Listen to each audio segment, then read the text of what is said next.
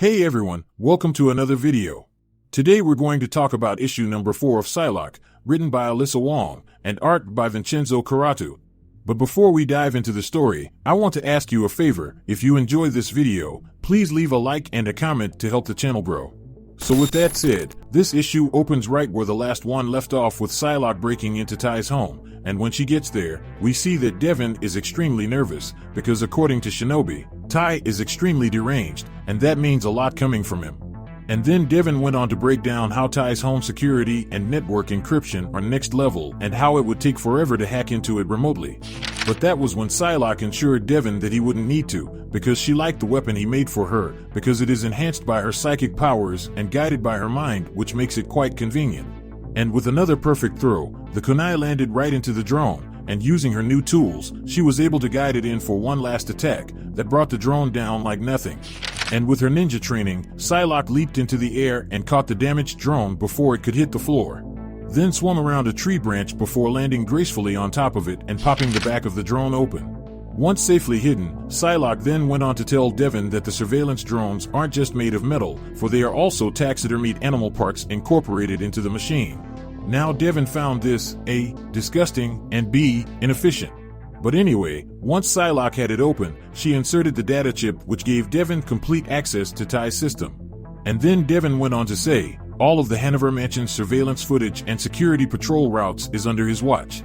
And just to make things easier for Psylocke, he decided to send her a map and told her the most optimal path is inside because everywhere else is heavily guarded. And there's a small area along the east wing that the patrols barely touch. And there's even a set of large windows perfect for infiltration. Now Psylocke isn't an idiot, she knows this is a trap, but at this point in the mission, she has no problem walking right into it.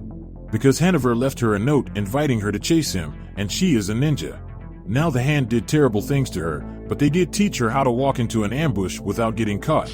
So once she was in, Psylocke took a look at the map and realized that this house wasn't a house, but instead a museum. And on top of all that, her communication with Devin was mysteriously interrupted. And once the signal was dropped, Devin told John that they lost her, for something was interfering with their connection, and he didn't know if it was disrupting the hardware or Psylocke's psychic powers. But regardless of what it was doing, Devin could no longer reach Psylocke. So with no hesitation, Devin quickly tried to look for a workaround to re-establish connection, but for the life of him, he couldn't find a solution. So John stepped in and told him to take a deep breath and just slow down and focus, because Psylocke could handle herself and she'll be okay for the time being. So speaking of Psylocke, we transition back to the museum with Psylocke making her way through the exhibitions, and as she walked she noticed some truly odd creatures on display.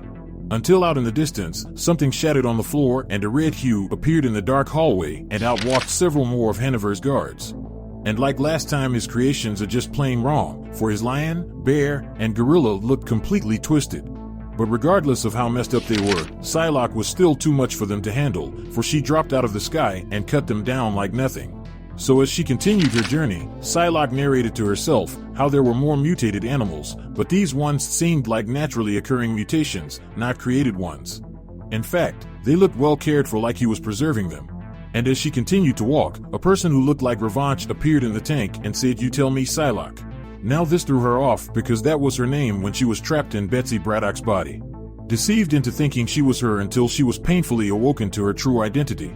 Lost until she died in agony, how many nightmares have she had about looking in the mirror and seeing her staring back? So after a brief pause, Psylocke took a deep breath and said she was in her own body now, and this place was messing with her head. So with all that going down, Psylocke quickly moved on, but this time she found herself in a room of human body parts. Because he was also collecting samples of genetic mutations, and it looks like he moved on from animals. In fact, there was an actual baby in a vat that was still actively thinking mama. Now this really caused Psylocke to flip her shit and repeat to herself, all of this can't be real. So in an attempt to center herself, Psylocke dug deep into her memories and revisited her training with the hand. And during her training, her job was to catch her friend with her eyes closed as her friend tried to evade her. And she had to do this with a sonic base attack going off. Now this training was an attempt to teach her how to master her pain. So with Psylocke pulling herself together, she once again forced herself forward, but this time she was done playing his games and shouted for him to show himself. To which he agreed and ordered her to follow the butterflies if she wanted to meet him face to face.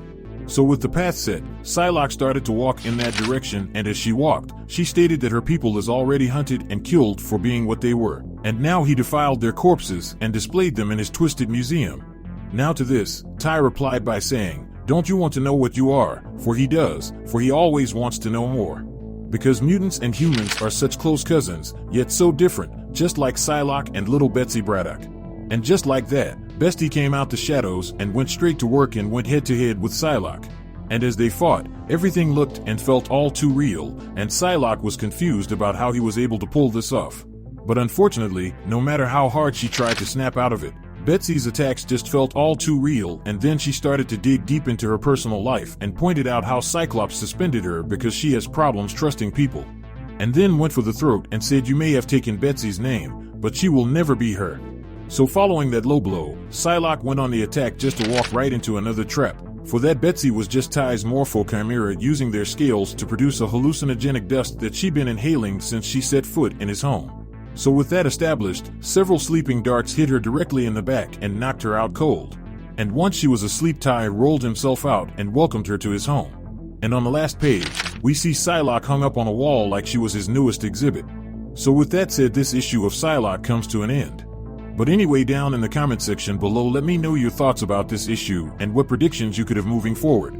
So with that established, I hope you enjoyed this video, and please don't forget to leave a like and a comment if you want to see more videos like this. Thank you for watching, and I'll see you in the next video.